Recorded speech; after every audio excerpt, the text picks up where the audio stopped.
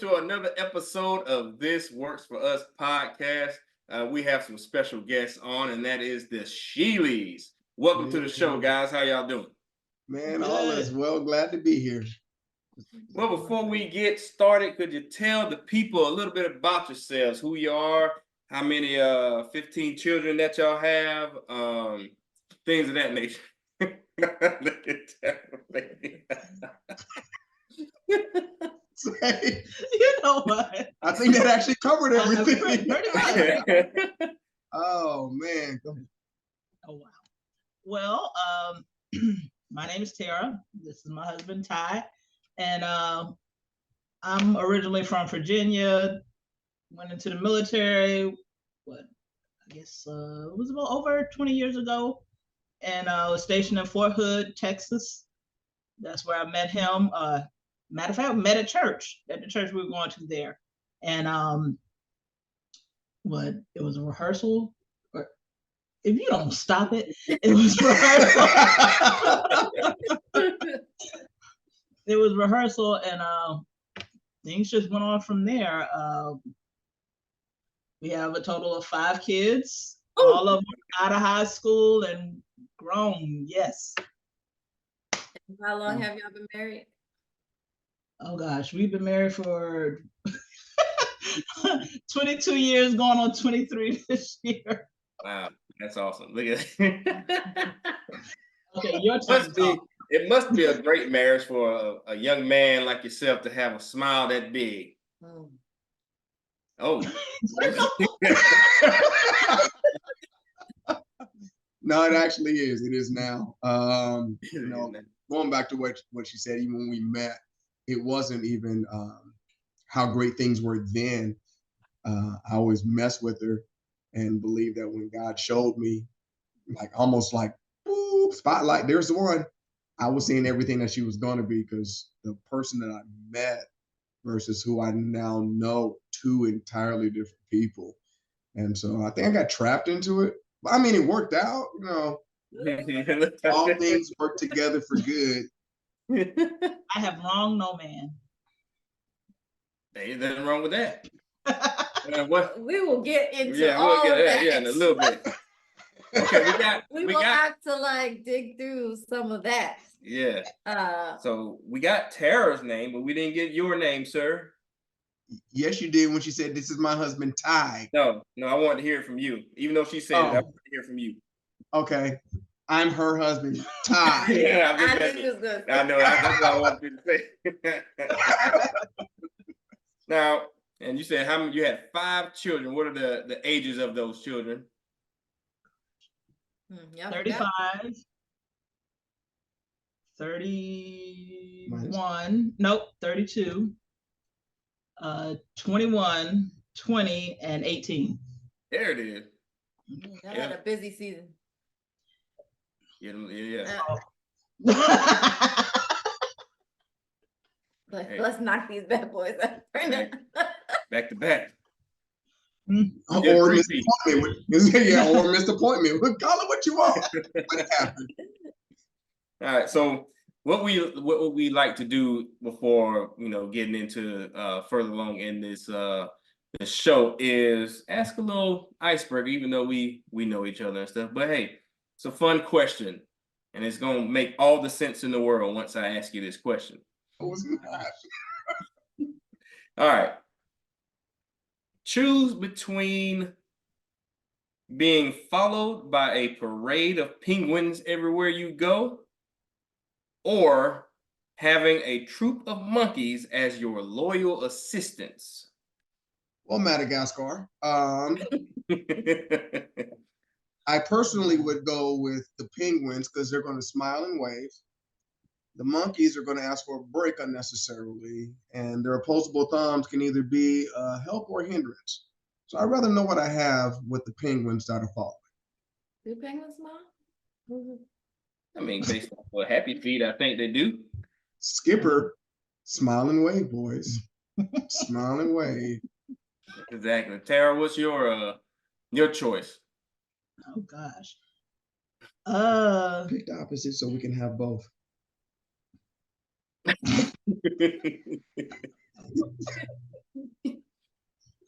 Shoot, I would rather have neither, but it said choose. I know it said choose. Gosh.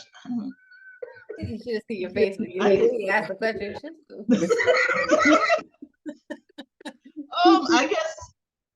I guess I would go with the penguins too, because monkeys steal your stuff and run. So I don't want to deal with that. They do be training the monkeys to do that. So. I mean, but you could have had them see what you trained them though. Carrying your bag. They're cleaning your house for you. But they throw poop. Yeah, they do. Valid point. Duly noted. So, with that being said, even though y'all touched on it a little bit in the intro, so where did it all truly begin, and how did you guys approach each other with that? Oh man. Yeah, how did you approach that?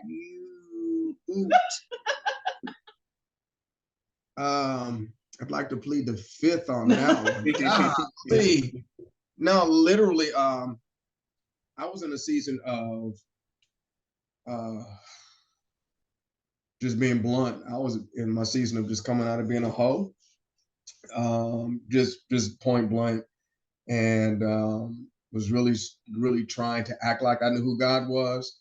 I was in a church where the word was actually flowing, like legit. And I started finding out more so that things were missing for me. And so what I ended up doing was like, all right, Lord, what are we going to do? I need to see something, show me something. And when I saw Tara, people talk about, love at first sight. Well, no, it wasn't that, but I saw something different. I didn't know what it was, and I couldn't explain it. I mean, and it was so real to me at that point. I literally walked up to her and like, please tell me that somebody else has seen what I see. Then basically ask her out. It was like, if would you like to go out sometime? Matter of fact, don't even give me your number. Here's mine. I mean, I was like, so just doing things crazy but backwards that it was like, all right, then. And so that was on a Friday night at a rehearsal. Approximately 4 or 5 days later, she had a death in the family. And she was gone, and told me, going back to, you ain't call me? I didn't. Obviously, you're not the one. She called me about 3 weeks later. Hi, this is Sister Tara. And I'm like, wait. That's not sister? It was Sister Scott. I'm like, Sister Scott, who? Sister Tara, like, who? From the church, you gave me your number. Oh, that helps. Yeah, that's the only time I did that. We finally linked up. First time we went out, we went to church together. And we were in, they had a baptism service that day. And we made it was the dumbest bet. It was so dumb, I can't even remember what the bet was. It was that loser has to pay for dinner. And she lost. And so we went to Applebee's and she paid for dinner. And it was great. A month later, less than a month later, I was on an assignment to go to a duty station, another school.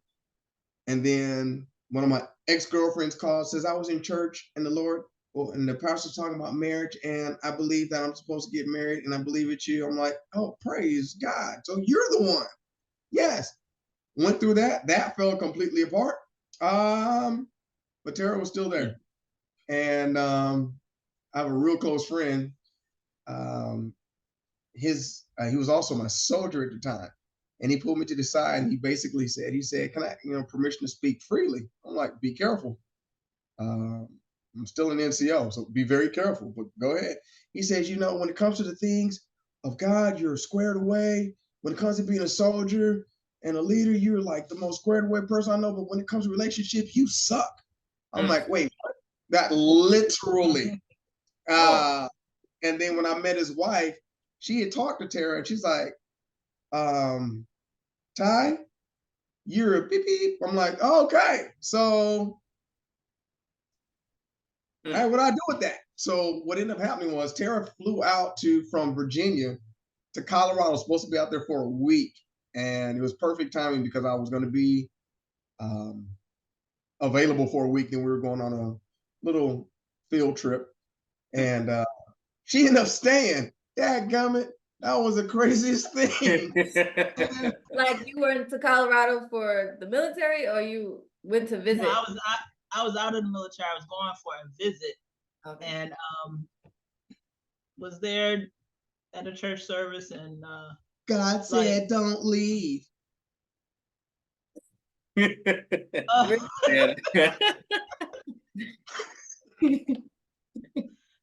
and it was at a church service, and that's what happened, and everything, and the rest is history, I guess. I mean, so you flew out there with a spend a night bag. Pretty much for a week, yeah. That's literally what it was. Spend a night. Yeah.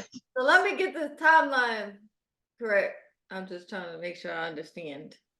So y'all didn't really date because the ex showed up, right? Yes. And then y'all reconnected somewhere in between that, and then there was a visit that ended up long term. Yeah. In the span of months, we're talking. That was a total of 16 months. Yeah. Wow. I'm the time guy in the family. The what? What happened? Time guy. I don't know. I don't like where this is going. I'm saying there's got to be one. I know somebody knows how long things took. Yeah. For the most part, ask them dates. Yeah. Yes, I can give you dates because 1995. It was about 2 p.m. First of all, on a Saturday. Anyway, this is about them. We've already talked about what works for us. We know what's worked for them. How that went. I was just talking about our similarities. Anywho. Yeah. So after we get to Colorado, you just stayed there for how long, and then you decided to get married? Okay, so we didn't decide to get married, dear God. Well, that was in March when I got there. Let me back up though. I got there in March. Okay. I get there, it was 70 degrees. The next day it's snow everywhere. I was like, I think I need to leave, but I just, like I said, one thing led to another. And I was in a church service, and I believe God said, stay. And so that was in March. And then it was about, 4 months later? Yes. I proposed on July 4th. Fireworks. Right. And we actually had a lockdown on the base, and my registration was expired. So I stayed at her. And I work for the garrison commander. I'm working for the 06 and the general on base, and my registration is expired. Neither here nor there. So what happened was, stayed there. Then that next morning, which was a Saturday, we went to prayer at the church. I had a key because of my position and everything else. Got there, and apparently we were the only ones not notified that prayer was canceled. But the pastor came in. Where were you last night? Because I stayed at her place because I'm like, okay. Who else was there? I say, she was in the room with the door locked, and I was on the couch. No, the devil was there. I'm like, okay, all right, this kind of freaking me out right now, buddy. I ain't used to all this stuff. And he's watching you, and he's about to devour you. Okay. You're on suspension here at the church, and this is gonna happen. Wait, what? Hey, you want to get married? Oh wow. Yeah. No, we didn't like. Yeah, let's bless God. And no, we're like, no. We went out, had a conversation. When I say we, it was me being yelled at, him jumping my case, and then him making the decision to give me an ultimatum, or basically be devoured by the devil that was sitting over my shoulder. Then that Sunday, I proposed again. Then she finally had to be told that he just proposed, and she's sitting there just like, I'm wondering how you did it. I did a poem. It was beautiful. It was the most beautiful poem because I used to write a lot. And okay, hold on. No. So so he wrote a poem, but we were just coming off like a week or 2 week long fast at the church. So he's reading this poem, and when it starts, I'm like, oh, he really met God. You know, he's really talking about you are my son and all this other stuff. And I'm like, okay. So I was like, all right, yeah. And I was getting into it. And then at the end, he said something, and I was like, huh? She's like, that rhymes, but it don't make sense. And everybody in the room is sitting there staring. And I'm sitting there thinking, I'm like, it was the most awkward moment for me. And I'm sitting up there like, so Tara, will you marry me?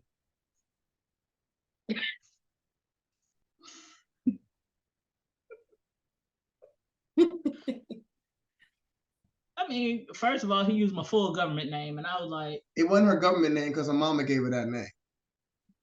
So when she finally caught on, she still didn't answer. And it wasn't until much later that she actually answered, because our pastor's wife at the time was like, yeah, that means yes. So now I need to. Very interesting. I was gonna say, so just so I get it. No. Go back and review the tape. You had this pastor come to you and basically perform a scared straight for marriage to get you to get married. Pretty much. Wow. Pretty much, yeah. Amazing. Yeah. Well, that's one way to clean up your sin, huh? Get right that way, huh? Hey, I will go ahead. Y'all pull a jagged edge before it even happened. Might as well go ahead. Let's go. Meet me at the altar. That is wow. I thought our proposal stuff was a little, I guess, not normal. But y'all take the cake on that one. Mm-hmm. At least you knew what was going on.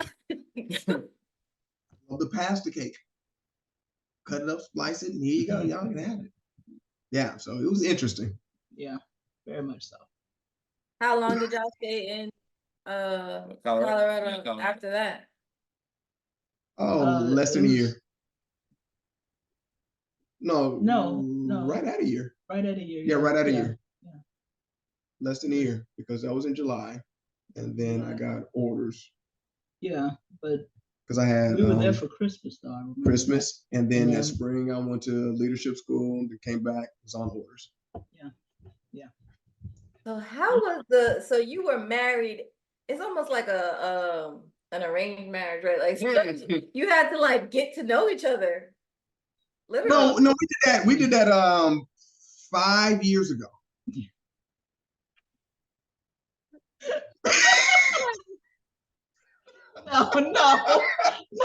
No. Get to know each other. No, we did that just about 10 years ago. Well, what happened was we had decided, we would get married, but we were going to do it in October. But then that situation happened because it was around the time that they were having the fires in Colorado, the wildfires in Colorado. And so like you said, base was locked down and didn't renew registration. I did Monday. And so, and then that happened, and it was like, okay, well, maybe we'll just move it on up some. Sure. We still got time to plan. What, 22 days? Yeah, barely. Yeah. So those 22 days turned into 22 years and going. Look at that. Yep. No, don't look at that. So somebody obviously heard from God, unorthodox in the way everything happened, but because she was obedient, I don't know, they're probably putting her lustful desires for you aside or anything like that. I don't know. I just made that up. But the it might have been some truth in that too. But that boy good. That boy good. Speak, Lord, speak. Yeah. But to have that happen and to see this, many years later, no matter how crazy it happened, y'all still together. Now, with y'all still being together, has there been, and I'm quite sure there's been often, I guess, times of, I guess turmoil or something like that, not anything too crazy, but how did y'all handle your conflicts and stuff like that? Yeah, any challenges along the way? How did the ones that you care to share, how did you guys resolve any of those? Well, overcome. There we go. Overcome. Remember, this is for the people. This is for young adults wanting to get married, not sure if they should do it, not sure if they could work through their issues or problems or challenges. This is to bless another married couple. Well, honestly, for us, I don't think things really didn't start changing until we got here. I know how they got better. Anyway, well, for me, until we got here in the church we're in now, and they started covenant partners, that's where things started changing. Wasn't overnight, but it was a process and everything, and just changing, like for better, or like, what do you mean changing? Changing for better. Because I used to just run to all my friends and be like, well, you know what he did, and you know he did this, and he did that, and he did this, and everything. So yeah, he would walk around and they would give him the side eye, but I'm this little angel. So then got here and didn't run to the friends, but still run pastor's wife, things like that. And then as time progressed, I'm like, oh, okay. I was in a women's breakfast, and the minister said, she said, yeah, I stopped. I just got on my knees and went to God and said, God, you know your son, you got to deal with him. I said, oh, I'm gonna try that. I tried it, and yeah, I got told about himself and everything, but I kept going, and then I was like, Lord, that's your son. I know I didn't did something. That's where it changed. Lord, that's your son. I know what I did was wrong, and I repent for that, but you need to get him. And so just went on from there. No, that's good. The two big things that occurred for me, and as the head, I always have to set the tone, and not saying that to be super deep or super spiritual, but you have to set the tone if you're going to be expected to lead. There's two things that happened for me. The first thing is I had to learn about me. So one of the things that I had to do is I actually had to call my mom. Then after I got off the phone with her, I called my grandmother about my dad. Say, hey, did my dad have an attitude? And I learned about my history, because people don't realize that a lot of traits you pick up come from your bloodline. And it's not just because it's a generational curse. It's just certain things that you just watch somebody do and you don't even realize that you're doing it. So somebody's telling you something, you might want to start paying attention. So I had to about who I am. And, using a jacked up sports analogy, you go back to a person like Kobe Bryant, used to jump out the gym, tore his Achilles, became a great shooter, got older, became a great facilitator. And so as I started to evolve, I had to let her know about my evolution. I couldn't just change and expect her to change with me. But the other huge thing, the natural thing that happened, was we had a conversation. It's a little funny story. And I said, when I say do laundry, what does that mean to you? And she said, you wash the clothes and then you put them in the dryer. Is that it? Oh, yeah, when you want to wear it, if you need to iron it or you need to get the wrinkles out of it, what you do is you turn the dryer on to knock the wrinkles out, or you pull that item out and you iron it, then you're good to go. Like, literally, that's it. She's like, yeah. Well, what is it to you? And the reason why she snapped at me is because I was like, oh, that explains a lot. Well, what does that mean to you? You go through the entire house and get everything that can be laundered. Use big words. You separate, you wash, you dry, you fold, put on a hanger, you put up. That is doing laundry. And so we were saying the same words, but we meant something completely different. Mm-hmm. And so one of the things that I had to learn that the word compromise is a cuss word in marriage.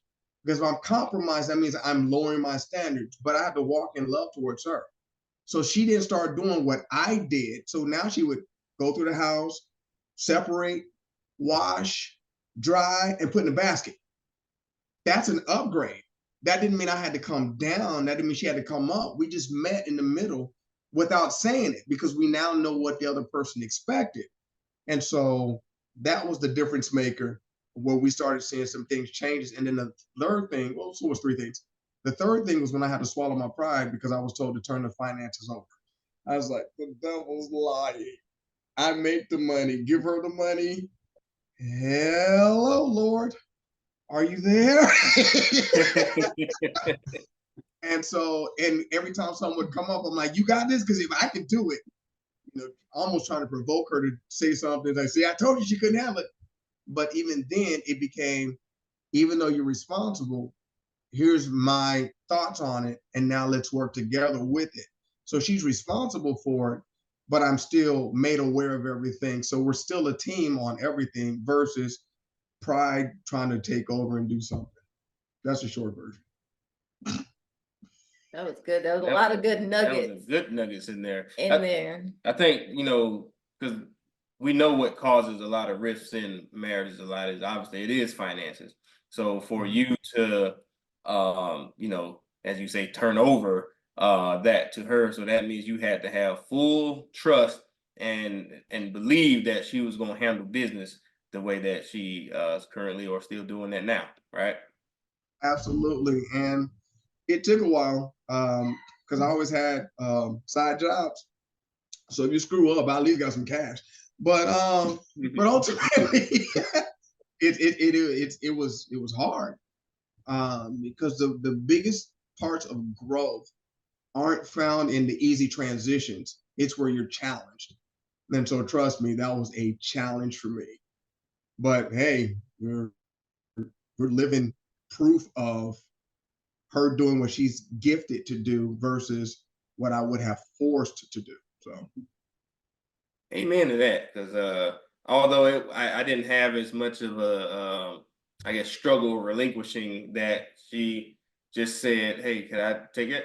Here you go." It's kind of like how what was that? What's the movie?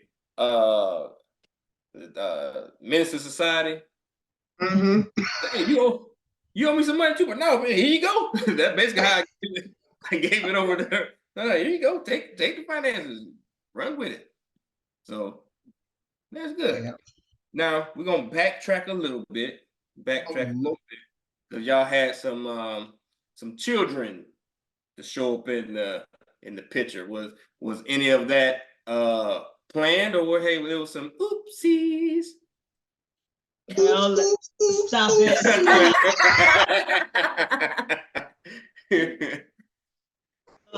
Woo! Well, the first two were on my end. I was 15, had the first one, and then 18 when I had the second one. So that was just BC, before Christ, and just acting. Pause. Yeah. But even with that, I was in their lives from the beginning, even before we got married and even became in a relationship. They knew me as their godfather. So that was one of those things where, just a side note, you don't have to be a father to be a person's father. Mm-hmm. Yeah. So then we got married, and then found out 2 months later that well, let me backtrack. We got married. We were sitting there and we were discussing. We're like, yeah, we'll have kids. We'll wait a year, get to know each other, and get set in our routine. And then 2 months later, I'm pregnant. Yeah, okay. Like, and then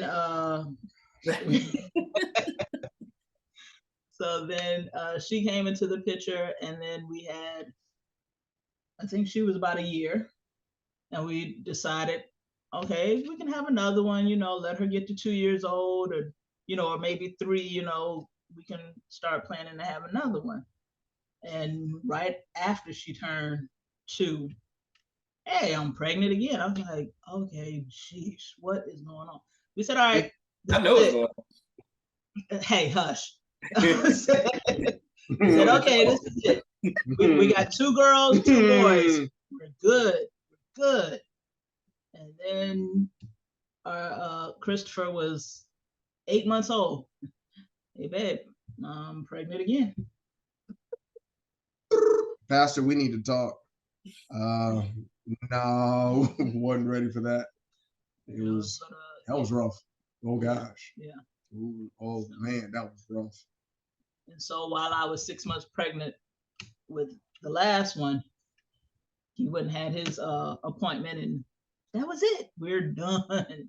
So why was the last one so rough? What made it rough? We weren't ready for it, and it wasn't planned. Well, it wasn't in our plan. God's plan, yeah, but it was not in our plan. We've had conversations like, Lord, let's talk, shall we? 4 is a good number. We got a good dog. The dog's name was Devotion. I mean, everything's perfect. Because truth be known, when we had Brianna, we were sitting up here, let's just pray for twins. We can have 2, then we're through. Boy and girl will be good. Got, what are they called? Irish twins? I mean, same day, almost. No. We were trying to stop at 4.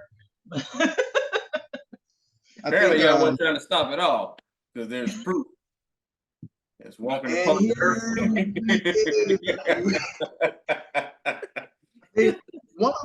One of the part that's missing, as far as I'm concerned, why the last one was difficult to handle, was because right after Brianna was born, she wasn't even a year old, and we had a miscarriage.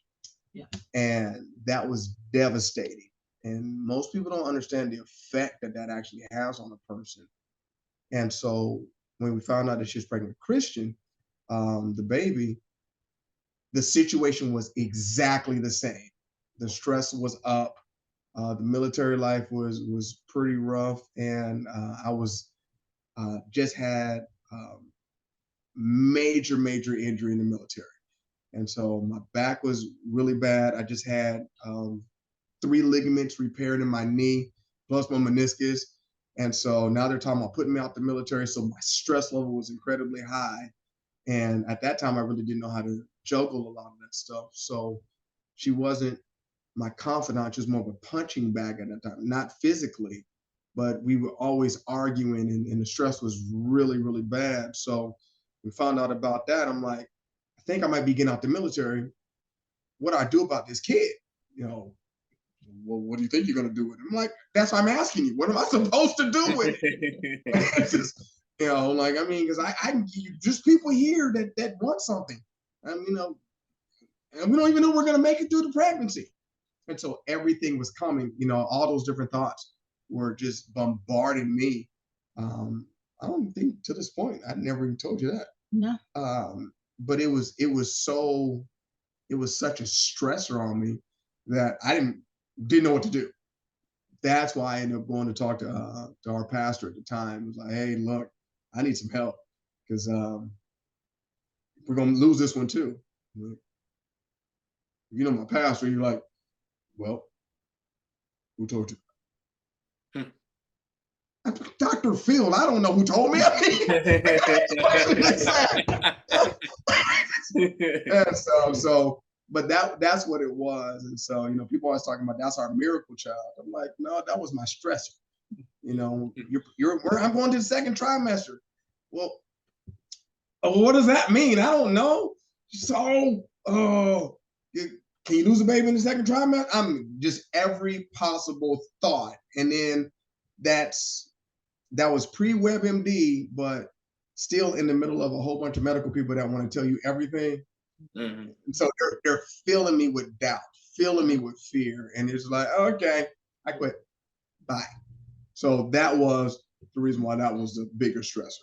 Now that you said that, that takes me back to when, because he was almost premature. He wanted to come at 33 weeks. And so, you know, some preemies don't make it and everything. So now that explains how you were like, oh gosh. Okay. I have a forehead over here. I can see you.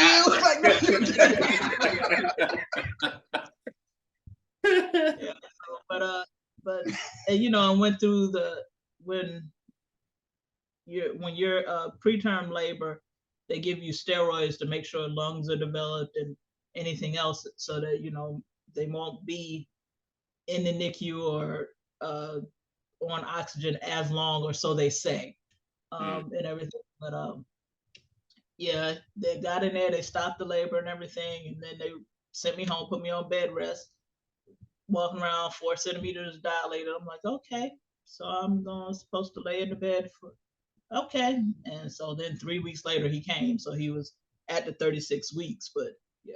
36 weeks and a day. Yeah. So. Yeah. No, those days. Fear factor. 38 weeks 5, 38 weeks 3. So they were like, I'm coming when I want to come. Yeah. Ain't nobody staying here for no 40 weeks. And now that guy 7'12". And still 3 more growth spurts to go. Yeah. Oh my God, that's insane. That's woo. So now y'all have 3. Well, y'all had 3 living with y'all, right? Right. Under the age of 5? Under 25. No, I know. we have 4. Because Hassan was with us. Yeah, Hassan was with us for a little bit, and he was 13, 14, somewhere around there. He was a teenager. And so the last 3 were all under the age of 5 at the time. Tell us about that. Talk about how you got through that, because that's a lot, right? Y'all are already changing pace with the new, like the church, right? And learning how this marriage things work, but then you have 3 children under 5, and that's added pressure in itself. How did you get? Well, a lot of prayer, and we didn't qualify for WIC. We didn't qualify for food stamps. It's like, oh man. And I think the worst part about it was right after Christian was born. He was born April 2005. Yeah, right after Christian was born, he got sent to Fort Polk, and that was right after Hurricane Katrina. And I'm like, I'm not going to Louisiana. No, I'm staying right here. Oh, so we rented a house off, because we were staying on base. So we rented a house off base. He went there, and I stayed here. Pause. When we talk about much prayer, it wasn't just much prayer, it was much prayer answered. Because we didn't want, at that time, it was Katrina and Rita had just got through hitting. And the report that we had received was they had some kind of virus and some other stuff that was going around there. And it got to the ears of a couple of people at the church. So they gave us the down payment, the first month's rent, and enough money to put, not necessarily outfit the house, but at least give us food and everything there. So you got the family here, all this on a low pay, real low. Maybe. So I'm doing that. Plus I'm over there on, just regular on base BAH with a food card. And so for those that don't know what that is, basically they don't give you a food allowance because you're going to eat in the chow hall. So that's an additional $200-$400 that we're now missing out on. So yeah, it was interesting. So it was got to the point where we didn't have enough money to afford 2 cell phones because that was too much of an expense. But it was just favor being extended everywhere we went. So it was, oh gosh, it's a testimony. Yeah. Right. No, what? That was horrible. It's never fun when you're going through it. It's once you come out on the other side of it, it's like, wow, made it through. Yeah, and I think we had just bought a Tahoe to fit everybody because like I said, at the time when we got the Tahoe, the son was with us, but then he went back to Virginia, and that's a whole nother story. But trying to drive that Tahoe and going over that bridge in Lake Charles. Oh, is that one in I-10? Yes. Oh, is that the bridge on Lake? No. That's that long causeway, like going to Baton Rouge one, I think. But this one, they got the guns as the rails or something going. Yep, going up. Yeah. You're going up, and I happen to be making that trek with the kids. We started out, it was daylight, but by the time I got to Lake Charles, because you got 3 kids under 5, mommy had to go potty, so you stop it. So I'm making that trek right at dusk when it's starting to get dark and everything, and I get on the bridge and I start praying in tongues, and then I have mommy, wait till we get over this bridge. I'll talk to you in a minute. So, but I mean, and that was kind of stressful because of the fact he was there, I was here, and I'm having to run the whole house, but he still wants to be involved in the finances. My mindset at that time was like, but you ain't here. Just let me pay what I need to pay and go on. But it was still that one of those, I still have to make him aware, because even though he's there and he's in the barracks, he's got food, he's still got to get his toiletries, he's still got to get, maybe clothes or whatever else. But that wasn't my mindset. I was like, look, I'm here with the kids. I need the money. But when we talked about it, then I started to see, but I still didn't like it, but still, had to, kind of get back into what we were doing before. Sounds like you want to add something, sir. What do you want to add to that? It amazed me how she wanted to have the money, but I was the only one out there making it. So that was, hey. But that's a real thing. Like, let's talk about that, because I feel like somebody else kind of shared that with us, like the struggle of maybe it was Tyrone and Alicia, I think, because he's in the military. He's in the military as well, and at some point, he was the breadwinner, right? But she was home with the kids, and so feeling like I make the money, so I get to spend the money on what I want to spend the money on. And I feel like a lot of people struggle in that space, right, because you are the one out there working. So if you feel some kind of way when you at home with you don't, because you done brought all this money in, and next thing you know, you just see it. Me. I can rip that apart in less than 30 seconds. Let's call it a minute. I can rip that whole mindset apart in that much time. Number one, even though I was at work, so was she, and we don't see that. And then the mindset, and this is how you tear that whole thing apart. If you were to ask a person, I know you're at work and you're doing this stuff, wouldn't it be nice to have a maid at the house? Wouldn't it be nice to have somebody cook you a meal and do this and do that stuff like that? You want somebody to do that stuff? Would you pay him? Like, yeah, you are. So you're paying for the service that you're receiving. So even though, the part of the other side of that is one of those terms that we use as men a lot is, I got to babysit my kids. Like, wait, how's that possible? For you, it's babysitting, but for them, it's what? And so I remember the one time Tara was upset That's the nicest way One to put time? it. No, this one particular Oh, time. okay. Oh, my bad, Tara. Oh, My bad. My bad. oh God. My bad. I don't want no Yeah. smoke. I don't want no smoke. My I'm bad. gonna tell you, she and all of her Jeezyosity, she cussed me out without cussing me out. And she's like, how the bleep am I taking care of these kids? And you say they your kids, but you don't spend time with them. You go to work, you come home, you're on the couch, you go to the gym, you come back, you're in the shower, you go to bed. I'm stuck. When do I get to do something? They your kids, spend time with them. Okay.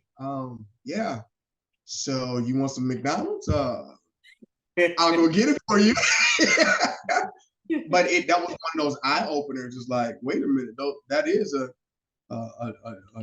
chore and a task. Because she left me with Brianna one day, and I was tired, and I didn't realize it. And Brianna wasn't, and she wanted attention. And Tara said, "I'm gonna go shopping or something," and she was gone. And one important thing he forgot to mention is we were potty training her at the time. Oh God. And she was she was a fast learner. I got a potty. I'm like, no, you don't. And she would potty. And then she give 10 minutes later, I got a potty. Like, no, you don't. And she would potty. And I'm still tired. And but she didn't understand that. And I was telling her, I was like, take a nap.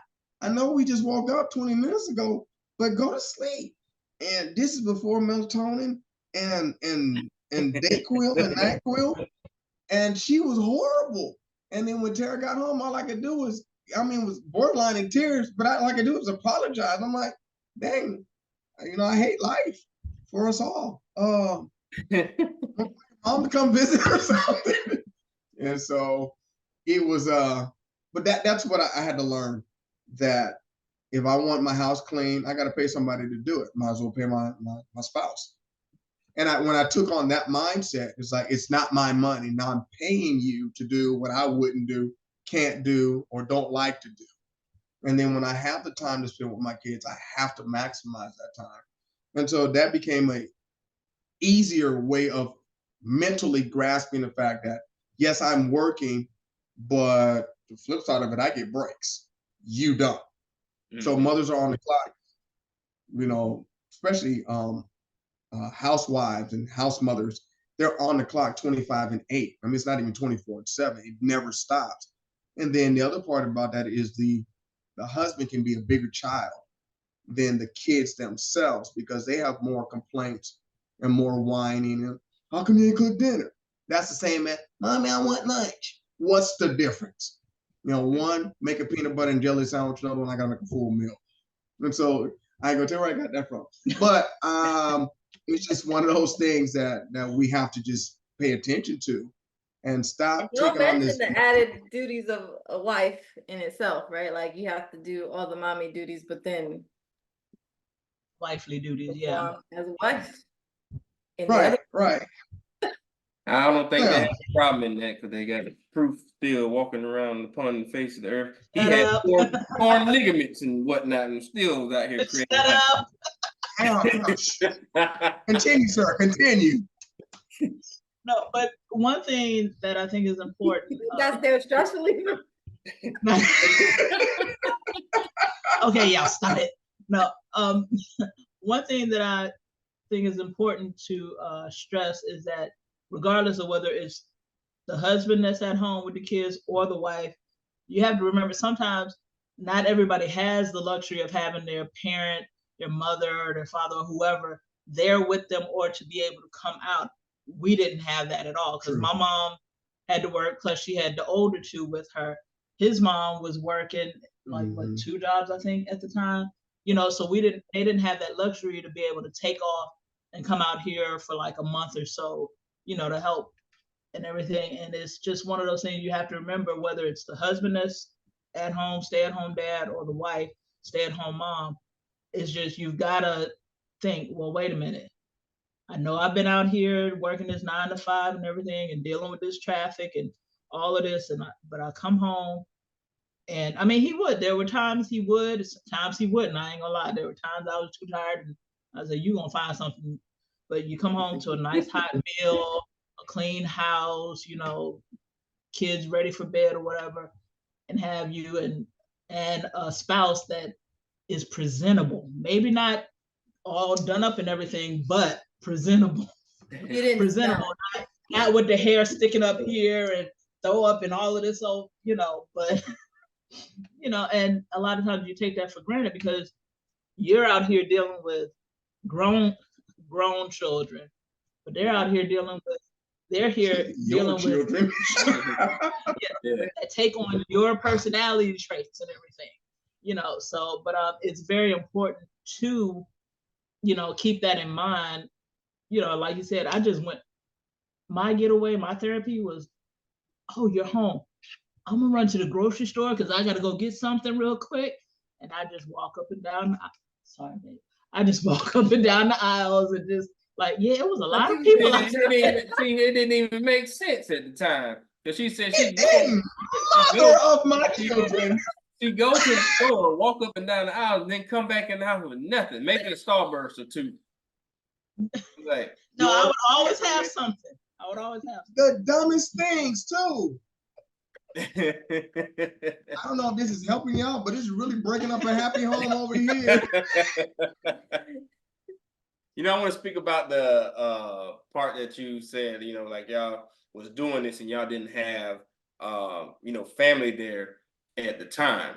So I want to take this opportunity to let our viewers know when we've talked about, you know, having a village or, you know, people that we can, you know, trust our kids with and don't have to worry about anything. It is the lovely people that you see here. These are the Sheelys that our village. That's our village that looks after our kids as if it's their own and love them with the love of God. And just with that means so much because that allows, like, you didn't have that break, you know, for y'all, and you have afforded us that opportunity to have that at times when.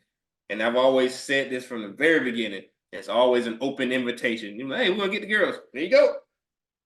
Which allows me not to take random trips to the grocery store and buy. Because she don't even go to the grocery store to begin with. I thought we wasn't talking On about the click button. We gonna end No, this no, right no. now. I thought we wasn't talking about us. No, We wasn't. We're not talking about what works for us. We're We're talking about what works for the Sheelys. Yeah, I thought we was having that conversation. But you know, we do this, but we still ain't got our nephew yet. Now listen. Hey. Now listen. Hey. Listen. Y'all, after you get off this podcast, you go talk to God about that, and whatever He tells y'all, we're on board. All right, I got to get Kenny and Kylie in on this too. Then they already prayed. Yeah. every other day, Mommy, what's taking you so long? Say, go to your uncle's house. Go talk to God. Go to bed. That's what y'all do. That's what. Y'all still up. That's what. But no, I really want to, you know, again, appreciate what y'all do for us. And, you know, when I first got here to San Antonio, it was you guys were the first ones to welcome an old guy like myself in, really young because y'all older than me, but welcome a guy like myself. Yeah, I did. Like me in, like that. So it has truly been a blessing to me and the family. Absolutely. And stuff. So just give you, as they say, your flowers. I want to give you your flowers. Obviously, we've done this before, but I'm doing it on this platform too. You are appreciated and loved for what you guys have done for us. Very, very. We almost believe you. I don't want flowers. I want cash. Cash money. But people don't realize that, though, that you do, like, especially if you're not originally from a place, You move to a Right. place and you don't have family here. I've here at my job, some people that, transfer from someplace else and they don't have family here. And we were able to obviously establish that with you guys as well as other people at the church. So it always feel like, even though our blood by the natural way are not here, but our spiritual family is here. And it's so great to have that. So we can't even sometimes imagine what other people go through because we've been blessed to not even really step into that realm of that type of life. So just to have that and develop that here has just been a magnificent thing to experience. That's real. And I think the biggest part about that, just to add very little to that, is that requires a level of transparency and openness to not just to each other, but just to the idea. Because most people are just in that concept of, well, this is my family does. Well, ain't your family. Silly, because she ain't gonna see this podcast. So I'm gonna talk about one of my cousins. I was doing a staffing job in a city in Texas. So and she qualified for the job, but she wasn't the most qualified. And when she asked me, did I fill the job? I'm like, yeah, I filled it. And she was, well, how come it wasn't me? I was like, because you weren't the most qualified. She said, that shouldn't matter. We're family. We're blood. I said, blood will clot and will kill you. Hello? Hello? So, but people are so used to what family would do, that we can't control, that we don't even open ourselves to the idea of trusting somebody, relationship wise, whether it be spouses or extended family. And I believe that that's one of the key cornerstones that we've all had, where we've been able to talk openly. Like when I was going through a downspout in my own personal life, you and I go sit down and have breakfast and say, hey, yeah, may not put everything on the table because I'm still trying to, work my way through it, but you were there, and being able to do the exact same thing on the flip side. It's like, you got to be open to that. And that's one of the things that makes the difference in any relationship. And that's the other reason why we can love your children like they're our own, because to us, they are our own, so that's same thing what you're saying, but just my way.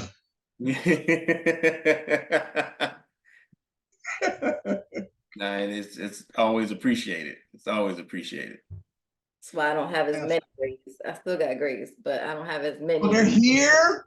Oh yeah, they're all here, up in here and everything. And right there. You can't see mine. They here though. They here. Nah. Yeah. So, on another note, for the young couple, or maybe the older couple who's about to venture into this world of marriage, what would be your main piece of advice that you would give them in embarking on this journey? Don't do it. I'm not letting him answer. I am not letting him answer. No, I would say the number one thing where we had the biggest problem was communication. Yeah. And making sure that when you say something, the other knows exactly what it is you're saying, because they can hear it, but take it totally different. One example is we would have our talks, discussions, and he would ask a question. I would give him an answer. He would ask the same question in my mind, but a different way. So I give him the same answer. He would ask the question again in another way. And I'm like, what are you looking for me to say? I gave you the answer. Okay. Prime example, I was telling him I needed to go get my hair trimmed. What? Why? I said, because that way my hair's not falling out. You're not seeing hair all over the floor in the bathroom and everything. Okay, but if you trim it, isn't that going to make it short? No, I'm just getting the ends trimmed, and it'll help keep my hair healthier, and I don't have to put products on there. well, don't you put product on there when you wash your hair? Isn't that product? And I was like, okay. And I had to go through it, and I had to explain. I said, okay, it's like when you go to a doctor's appointment, nothing's wrong, but you're going for that checkup. He said, right. So a trim is like a checkup for your hair. Oh, well, why didn't you say that? I was like, that's a good analogy. That's a great analogy. you know, but it's really real too, because even for us, we will say the same thing, and we're like, what? Like, why are you not understanding what I'm trying to say to you right now? Yeah. what is still like, we are literally saying the same thing, but you're saying it one way and I'm saying it the other. Yeah, and so that's just one key that, I mean, you've got to communicate and you've got to be clear. And one thing that he's learned that he started doing was when he says something, whether it's short, extended, or whatever, he's like, okay, what did you just hear me say? And I'll explain to him what I heard. He'll either be like, no, or okay, up until this point is good. Now this is what I was meaning on it, but it's just the communication. You've got to have that clear, open communication, blunt communication, because there are a lot of times what you would say something, or it's just the way that you say it, and I'm like, okay. And then the next time we have a discussion, well, you said this and you did, instead of saying it then, and then just being blunt, okay, I'm a step away because I don't like your tone and it's going to lead to something else. Or, just hold on, I'm confused. Are you saying this? Are you saying that? It's just that, and it has to go back and forth. It has to be back and forth between the two. It can't be just clear communication on one side. It has to go, it's a two-way street. So yeah, mine's similar to that, slightly different. Number one, if you're planning to get married, you have to be married to the person, not married to marriage. Most people are married to the concept. They think old school, the Huxtables. 30 minutes does not fix a problem in real life.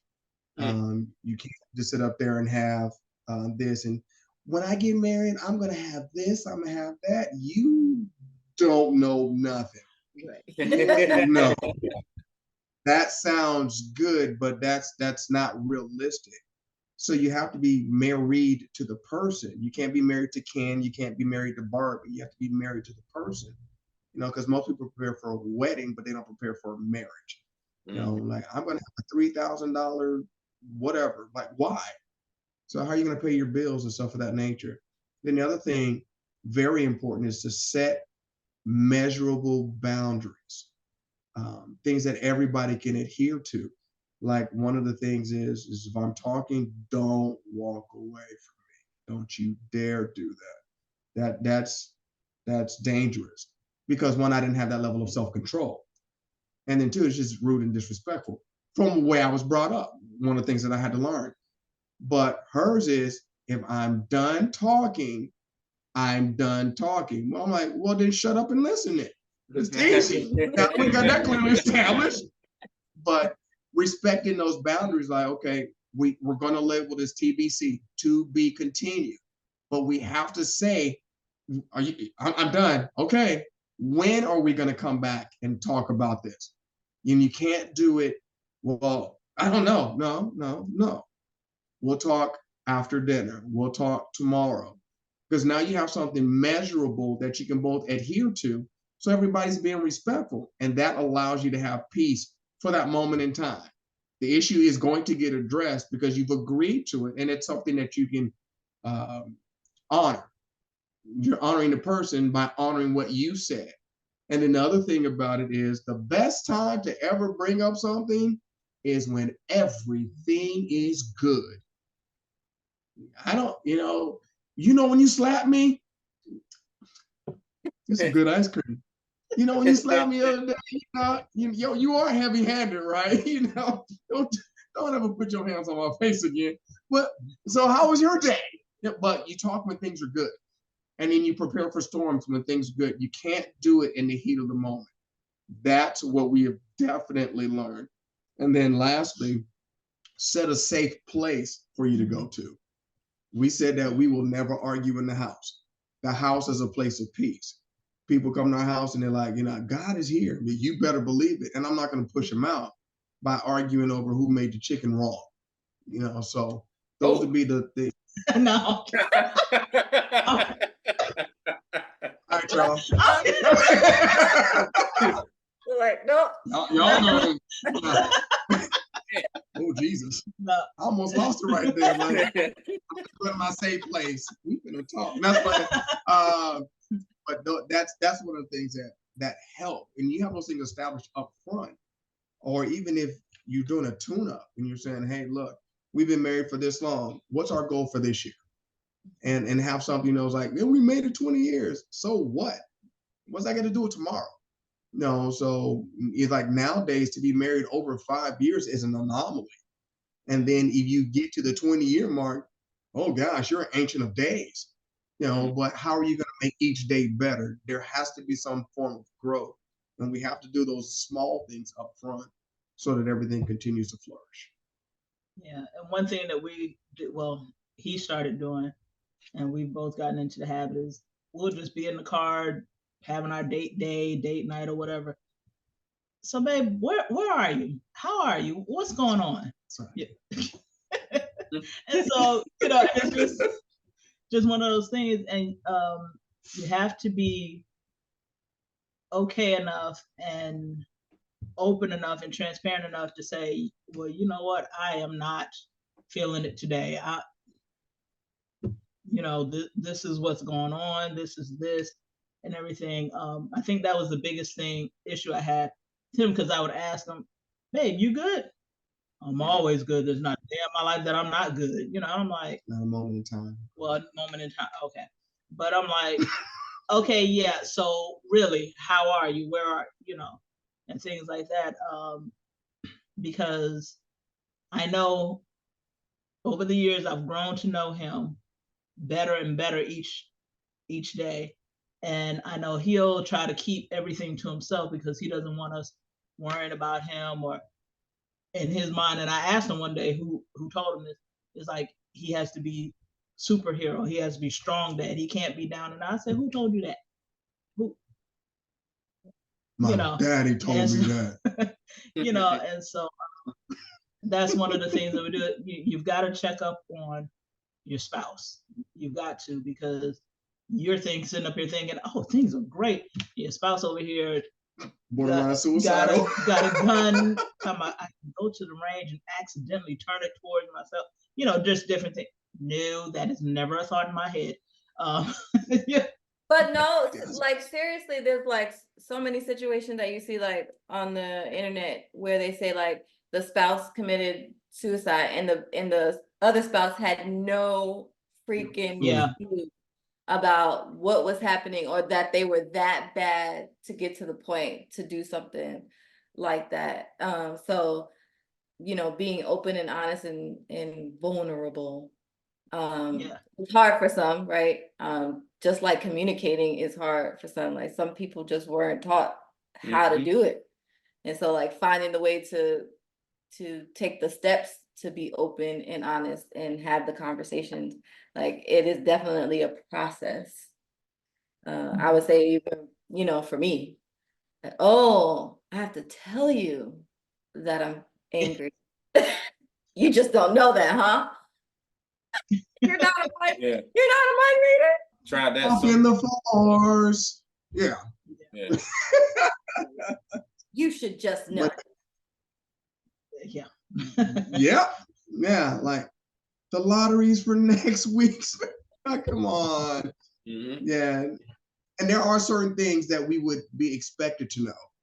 And that's fair. But if I don't know, tell me. And if I mess up, forgive me. Yeah. And if I mess up again, repeat the cycle. And go from there. Because the one thing about it is sometimes we just change who we are as individuals. Like I had to ask, if you all remember the birthday party that we did, it took me several months to plan that thing out and to find out some of those things. Like, what's your favorite color? I know it used to be this. Is it still that? What's your favorite drink? I know it used to be this. Is it still that? Oh, no, I don't drink that no more. Oh, duly noted. I was about to go spend all this money on this, and you done changed on me, and you gonna be mad because I got that, and that's what you used to like. That's a You good ain't gonna point. tell Like nobody? relearning your spouse always, because I you don't do know. grow and change. What Yeah. was that? I don't know how long this girl right here liked peanut brittle. I never knew until one day, what was it, when my mom and them was here or It something was like that? like 2 Christmases ago. Yeah. So we almost 13 years deep in this, and I just found out you like peanut brittle. When did you start eating it? I eat it at work all the time. It ain't never been in this house. I've never heard you even utter the words peanut brittle together. I like my eggs sunny side up. What? I only scrambled with cheese. You like runny stuff? I guess you like mayo. Whatever. I mean,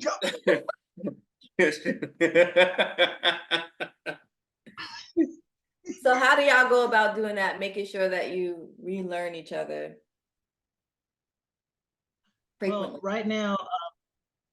right now, Mondays and Tuesdays are off days.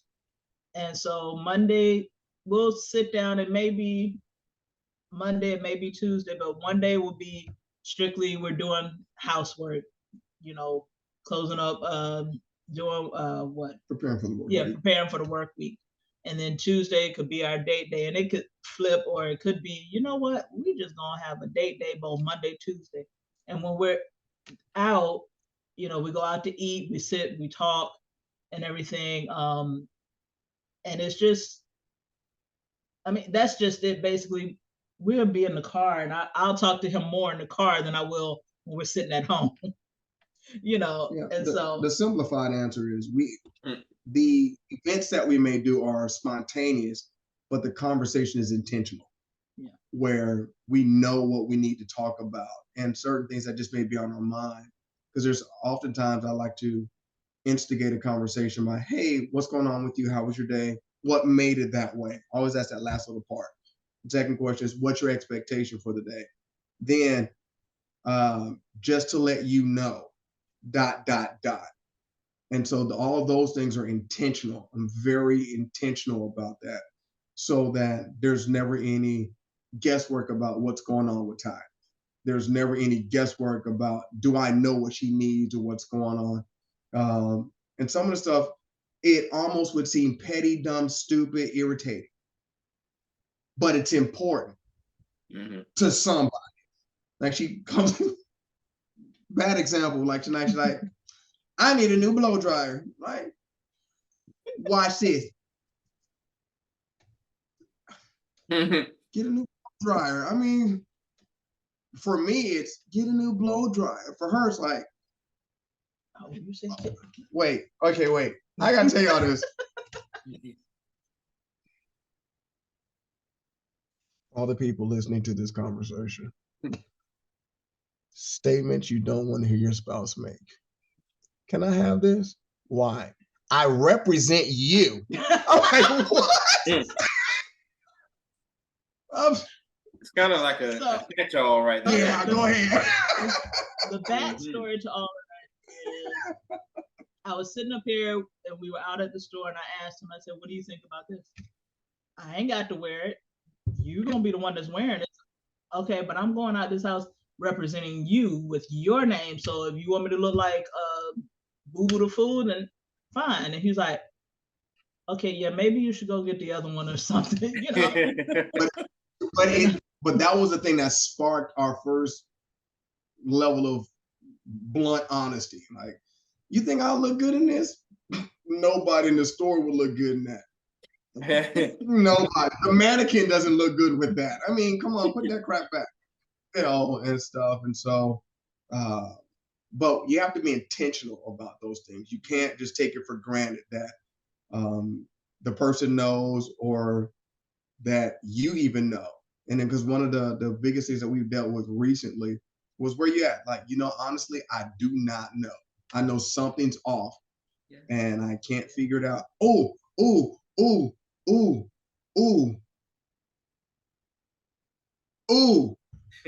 I also had to learn the biggest thing is I used to have to ask the question, okay, before we go any further, but I got this, but wait.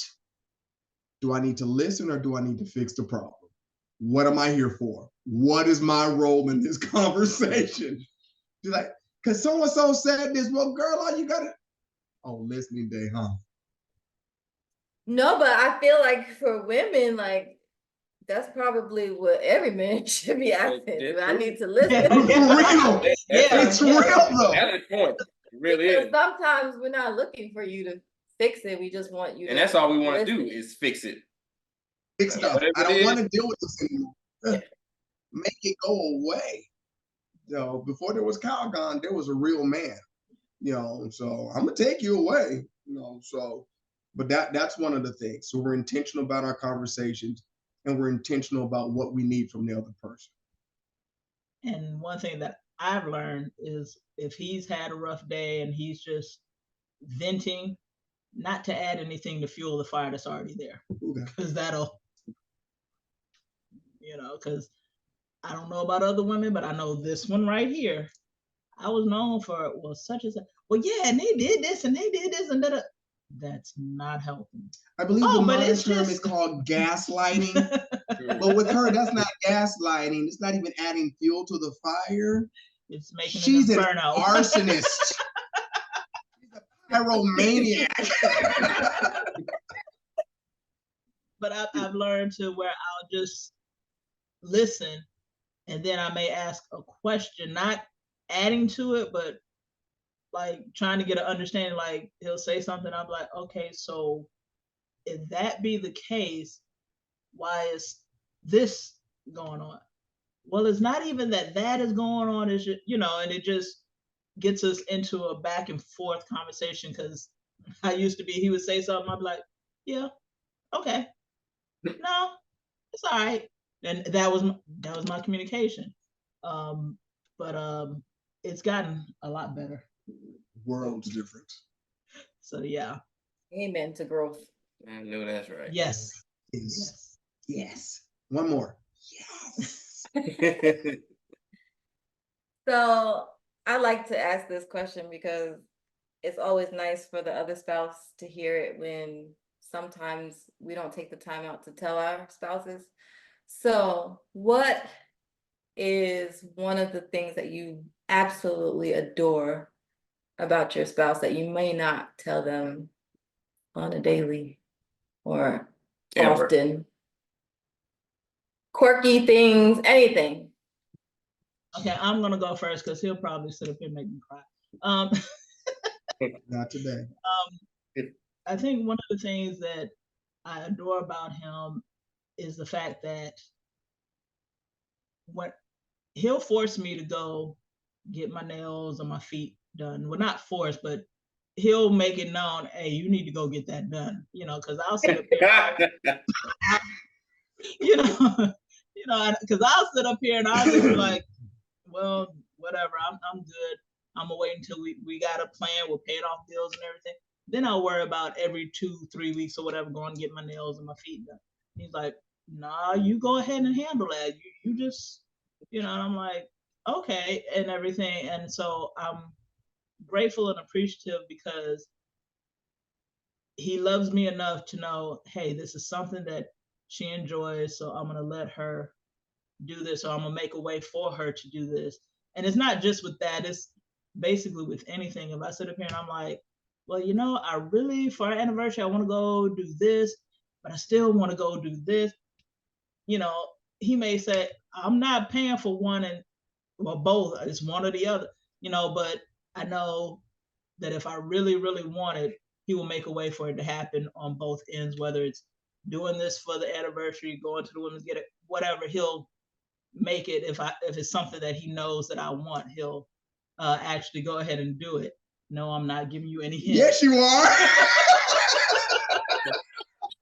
Yeah, I read it. Just like He was saying all this stuff. Here's my opportunity to unload. Hey, stop instigating. Stop it. Yes, and then like if I want to go here during this time and go under here, and then you just didn't name the specific places, but I know what was happening there. I seen it. I didn't get that vibe. I got it. I didn't get that We vibe. here. Thank you, thank you, thank you. But yeah, he allows me that time to just, you know, be me, to, you know, do what it is that I enjoy and everything. So I appreciate it. All right. What's the next question? You gotta answer. You gotta answer. You said you didn't want me to because I'm gonna cry. No, I said I didn't want you to go first. That's what, but you go ahead now. Don't look at me though. Okay. I think the simplest thing, without being overly sensitive or anything else like that, because she's my heart, but more importantly, she's my rock, and she's my driving force. I have never been pushed to excellence like I have with her. I mean, I've been very successful in a lot of different things. And what's not known is the reason why I do so many things is because she pushes me with simple things like, I'll ask her like, hey, should I start this such and such business? Well, you can, you know, you can do this, you can do that. You think I'll be successful? I'm like, yeah. Because I know you can get the people, you can do this. I'm like, dang, she really believes in me. So it becomes so easy to step out and do so many things because that's my rock and she won't let me fail. Not that she gives me like, okay, now sit down, let's talk about this. Here's your plan, this, that, and the other. You know, it's one of those. It's so rare to have somebody just absolutely believe in you where failure is not even, it's not even an option or something that crosses your mind just because they're so with you. And then when it comes to the things that I do, like work a 15, 16, 20-hour day, come home and everything's taken care of. She'll send the kids out. Hey, go help your dad get out the car. Have my, every time come home and there's a plate in the microwave, food's already prepared. Gives that to him, what you need, babe? I'm like, all right, get you some rest. And somebody to cater to you physically, emotionally, wasn't feeling good the last few days. I mean, it was hit. Somebody just come, make sure, eat, take your meds here, and then sit next to you, coughing up, can't breathe, stuff like that, sweating. Just put her hands on you, just start praying. I'm like, who does that? You know, that's my heart. And so there, why do you do that? You know, we can't afford this. No, for you, oh, we can afford it. I'll find a way to make it happen because she's that important to me. Literally, there's nothing that I've ever wanted to do that she hasn't supported me verbally or some other kind of way. So she's literally my everything. And that's why, you know, she'll tell me something like, so-and-so said this, I don't feel comfortable with it. While she's sitting right there, I will go confront so-and-so and let them know that that's not very wise. You might want to reconsider your wording or your positioning because you mess with her, you're messing with me. And I always tell everybody, you know, when I was in the military, I was highly decorated. I mean, highly decorated. I've got stuff that was published in medical journals. Don't tell people stuff like that. Other things that I've done. And all of my greatest awards came after she came into my life. And literally, you can go look. The day I got married, awards and everything skyrocketed. Opportunities skyrocketed. There's no way that I would be the person that I am without her. You know, when people look at what I do at church, like you play, you do this, you do that. I'm like, but you don't know what I go home to. Because if I didn't go home to that, y'all wouldn't see me at all. I'd have been gone a long time ago. Trust a brother. Yeah. Trust me. I'm there because of her. So, you know, because the Spirit of God comes in when you play. When the anointing falls when you pray. And the people are blessed when you cook. And all this blah, blah, blah. You sure? Because we can do that somewhere else. Trust me. But that's who she is. It's one of those things I can't even put it into words. So I have to do so much. I have to go out. and find and do the best that I can for her. Even people say I swear to my own hurt. It's like, no, you're that important that it doesn't hurt. It might hurt later, but it's not going to hurt right now because I love you that much. So that's who she is, and that's why I didn't want to look at him. And that's why I didn't want to go after him. I was gonna say, now, look how that lustful flight to Colorado ended up being here.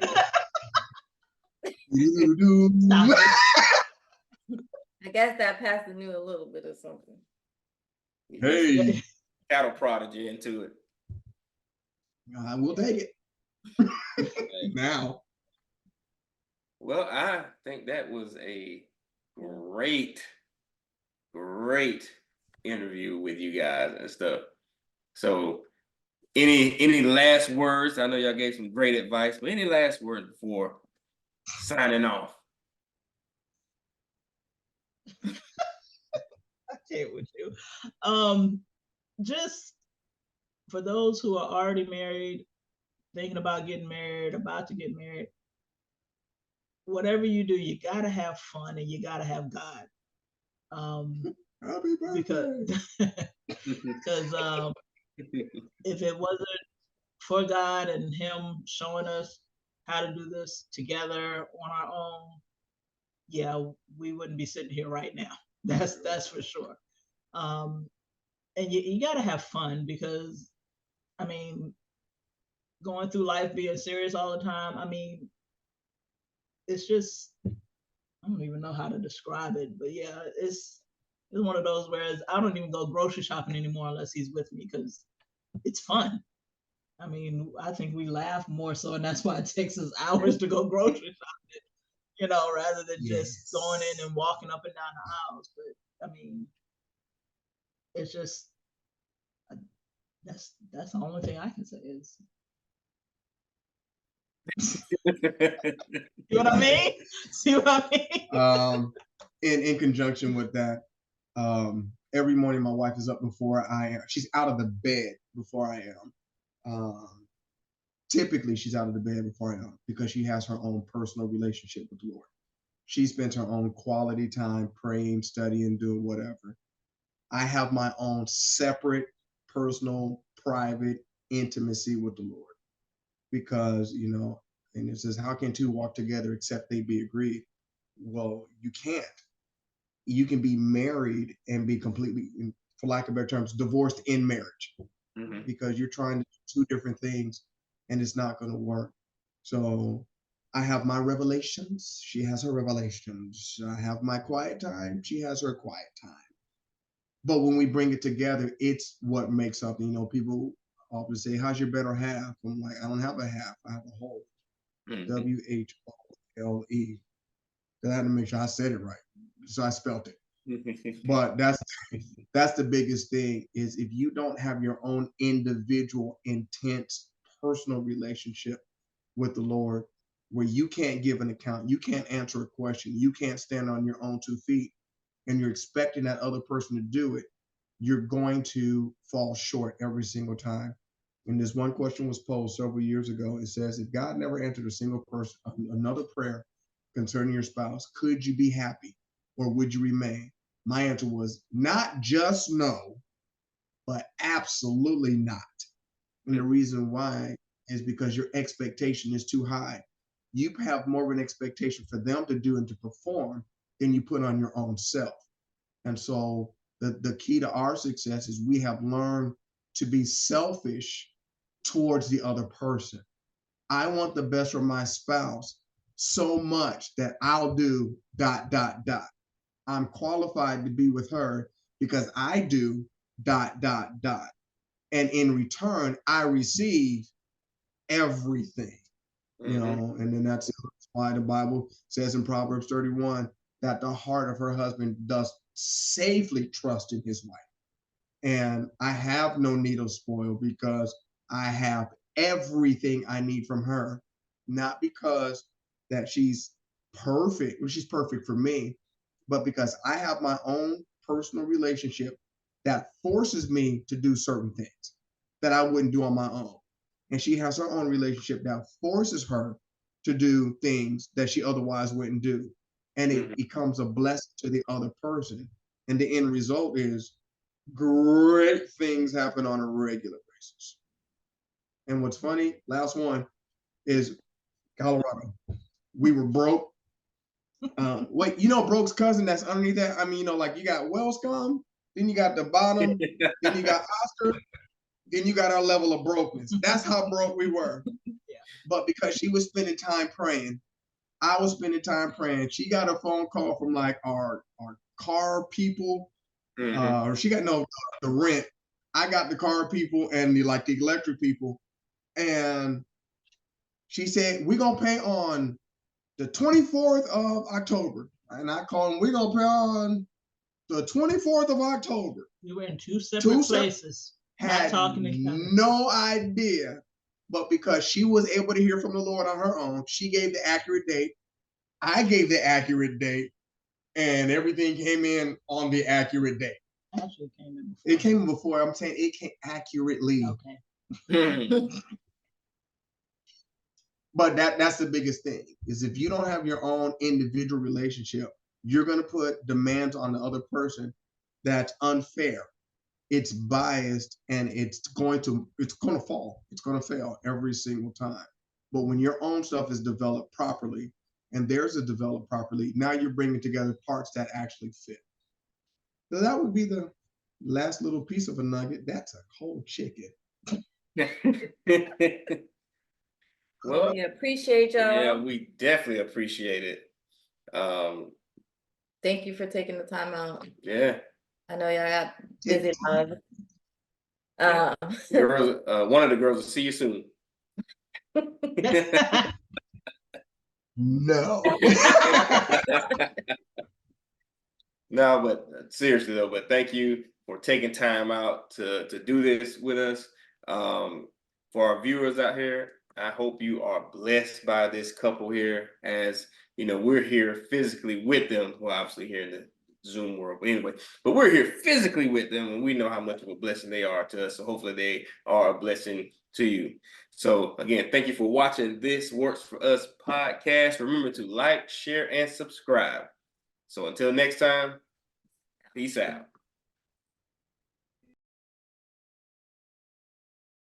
What's up, podcast family? We just want to say thank you for tuning in, watching our episodes. We pray that what we are saying is a blessing to you. God placed it on our hearts to share with other married folks and soon to be married folks. So again, we just pray that it's blessing you. And stay tuned for the next video. Again, we want to thank you. Remember to like, share, and subscribe. Until next time, thank you for supporting This Works For Us podcast.